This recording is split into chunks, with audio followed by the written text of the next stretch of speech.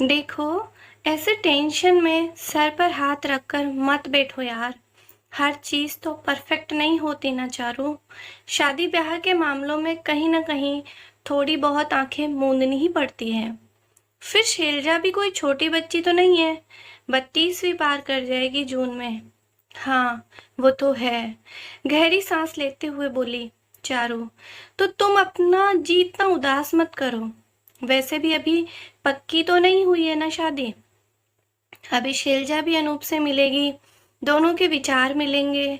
सोच में तालमेल होगा। तभी बात बनेगी ना। पर तुम ऐसा चेहरा और अंदाज लेकर घर पहुंचोगी तो क्या शैलजा कभी तैयार होगी। इसलिए मूड ठीक करो और शैलजा को हौसला दो कि वो आगे बढ़े। शैलेश ने समझाया। शैलेश मुझसे ज्यादा कौन चाहता होगा कि शैलजा अपनी घर गृहस्थी बसाए और खुश रहे। बताइए ना। खैर, मैं कुछ नहीं कहूंगी। अब सब फैसला उस पर ही है। बस यही चाहता हूँ मैं कि उसे फैसला लेने दो। दरअसल चारू और शैलेश शैलजा के भाई भाभी हैं। शैलजा की करियर बनाने की जिद और महत्वाकांक्षी होने के कारण खासी उम्र हो चली थी और ढंग का तो दूर कोई भी लड़का मिलना मुश्किल हो गया था। शैलजा की माँ उसकी शादी के बारे में सोच सोच कर बीमार सी हो चली थी।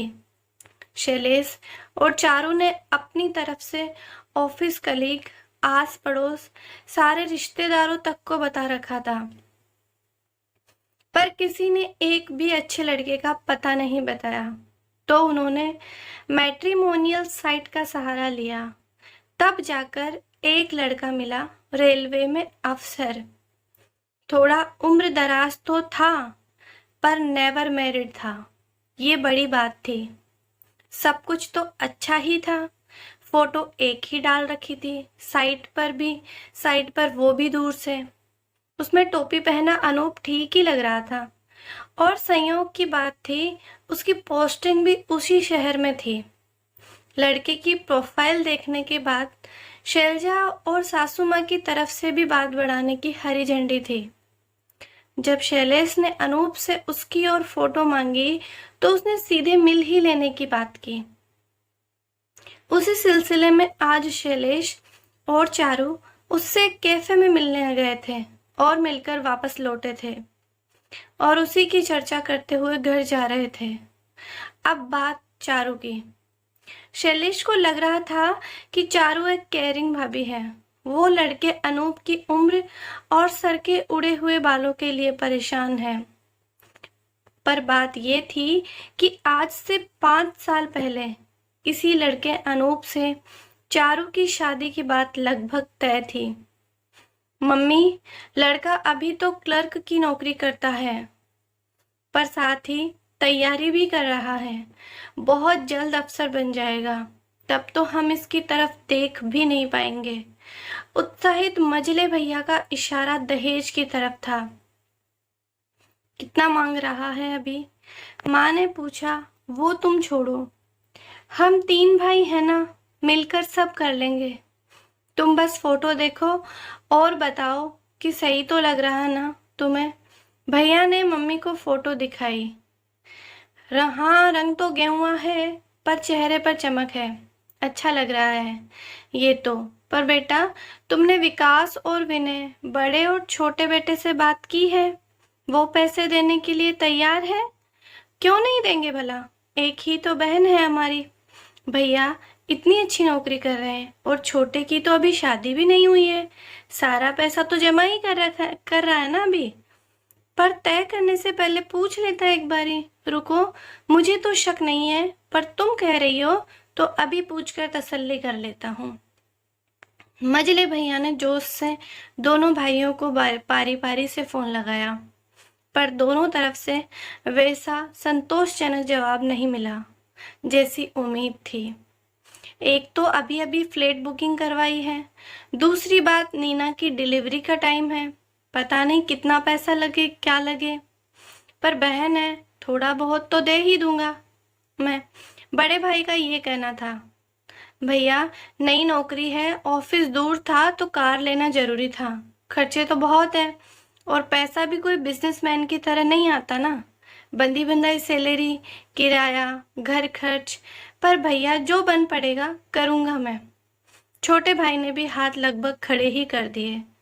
मंझले भैया भी थे पक्के स्वाभिमानी। उन्होंने ठान लिया कि दोनों भाइयों से एक पैसे नहीं लेंगे और अपने दम पर चारों की शादी रचाएंगे। भाभी ने थोड़ा 19-20 किया, पर भैया के आगे किसी की चलती ही कहाँ थी। अगले ही दिन जो था पास में दे दिलाकर लड़के वालों को थमाकर शादी फाइनल कराए। लड़के के पिता ने कह दिया था, लड़की पढ़ी लिखी है, देखने में ठीक ठाक है, हमारे लिए बहुत है। आप पैसे पूरे दे दो, अगले ही दिन सगाई और शादी की डेट फिक्स कर देंगे। जाने कहाँ से मंझले भैया ने उस रकम का इंतजाम किया, भगवान जाने। पर अगले ही हफ्ते सगाई और शादी की तारीख के बदले लड़के के पिता का फोन आया। आपके लिए खुशखबरी है, बड़े अच्छे नसीब हैं आपके। आपके लड़का अफसरी पास कर गया है। और देखिए, ये खबर फैलते ही हमारे घर रिश्तों की तो बरसात होने लगी है। अभी भी एक महाशय बाहर बैठे हुए हैं, पर आप निश्चिंत रहें, हम आपके घर ही शादी करेंगे। पर हाँ, थोड़ी सी हिम्मत और करनी होगी आपको। अब अफसर और क्लर्क का फर्क तो आपको समझ में आता ही होगा। साफ इशारा था कि उन्हें दहेज की रकम बढ़ानी है। हताश से भैया को मम्मी समझाने लगी और वे कहने लगे कि कुछ भी हो जाए, मैं इस लड़के को हाथ से नहीं जाने दूंगा। तो उसने मोर्चा संभाला। बहन इतनी भारी हो रही है क्या भैया, जो ऐसे लालचियों को ब्याह रहे हो? कल को कहेंगे 2 लाख और दो, तब विदाई लेंगे। 2 लाख और दो, फिर मायके जाने देंगे। 2 लाख और दो, फिर खाना पानी देंगे। सब भरती रहेंगे आप, बोलिए ना। पर चारू, सबको लड़का इतना पसंद है, तेरी भी बात होने लगी है फोन पर, जुड़ाव सा हो गया है उन लोगों से। ये चीजें उन्हें भी तो महसूस होनी चाहिए ना भैया। अगर वो कह देती कि वो अनूप से 2 बार मिल भी चुकी हैं, तब तो भैया खुद को बेचकर भी उनकी बड़ाई रकम का इंतजाम कर लेते। खैर, भैया से कसम देकर उसने लड़के के पिता के आगे अपनी असमर्थता दिखलवाई। पर मन के किसी कोने में उम्मीद थी कि शायद अनूप आगे आए और कहें, नहीं चाहिए पैसे वैसे, कुछ भी हो जाए वो शादी करेगा तो सिर्फ चारू से ही। पर ऐसा तो बस फिल्मों में ही होता है। हालांकि इस बात को 6 महीने भी नहीं गुजरे कि भैया ने शैलेश जैसे हैंडसम, समझदार और सुलझे हुए इंसान से उसकी शादी करवाई, जिसने एक सिक्का लेकर शगुन लिए किया था। फिर तो खुशी जीवन में वापस लौट ही आई। पर खुशियां इतनी चंचल होती है कि बहुत देर तक टिकती नहीं।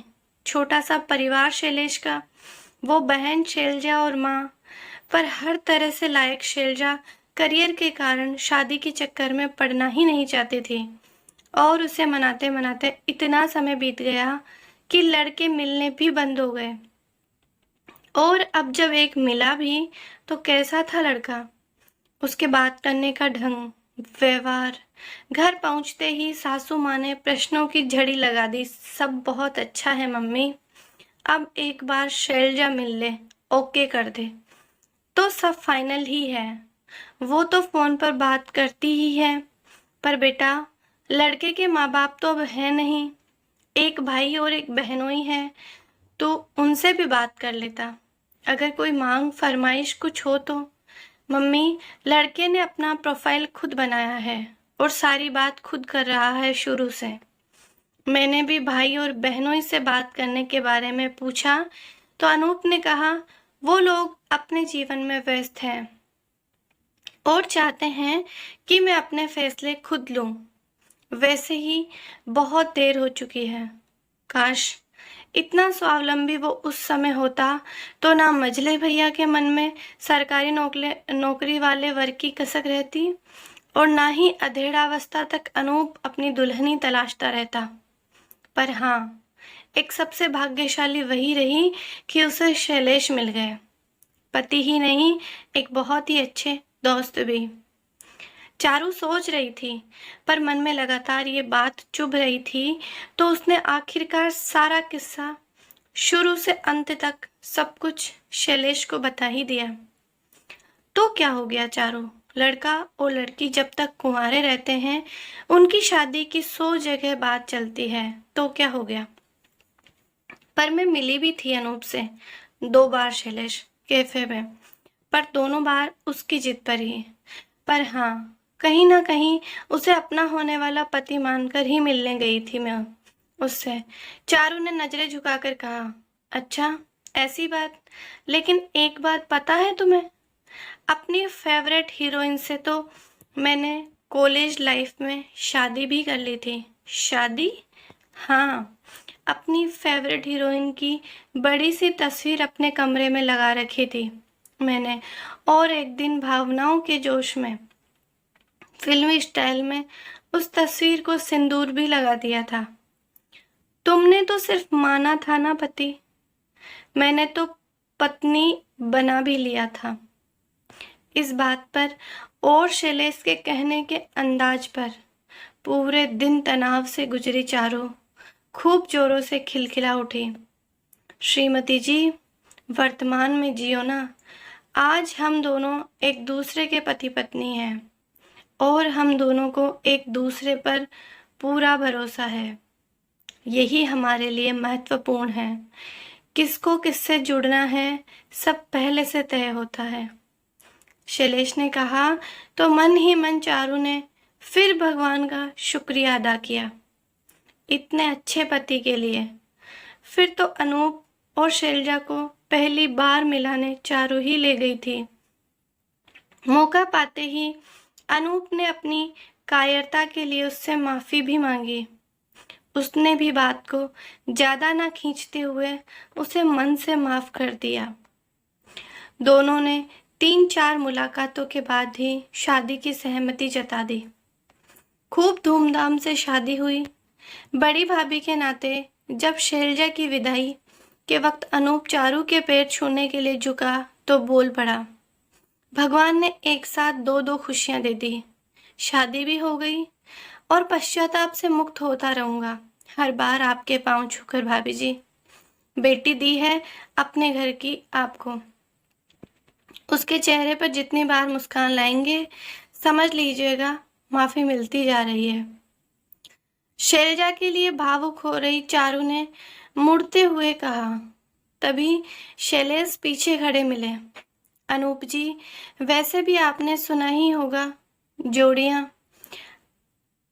ऊपर से बनकर आती हैं।